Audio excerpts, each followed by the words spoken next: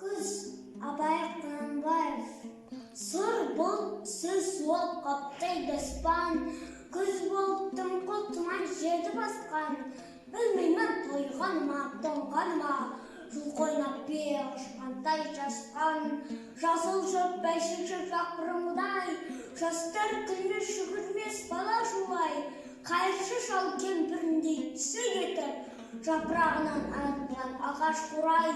Біреу мама сапсиды сағып ен, салбыран қыттатыпты жыртық кен. Енесіне ертіп шуда жібін, жас қатындар жыртылған жамай тиен. Қаздырына қатарланып қайтса бермен, астында ақ шамшы жүрген керуен. Қай ауыл көрсеңде жабырқан күлкі ойын көрінбейді сейіл серуен. Кемпір шал құржан қағып бала бөлсен, көңілсіз қара суық қырда жүрсен. Кемік сек сұрпасу демеген соң, үйде ит жоқ тышқан аулап қайдан көрсең.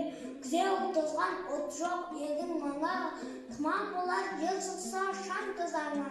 От жақпаған үйінің сырақ ашып, ыстан қорыққан қазақтың құрысын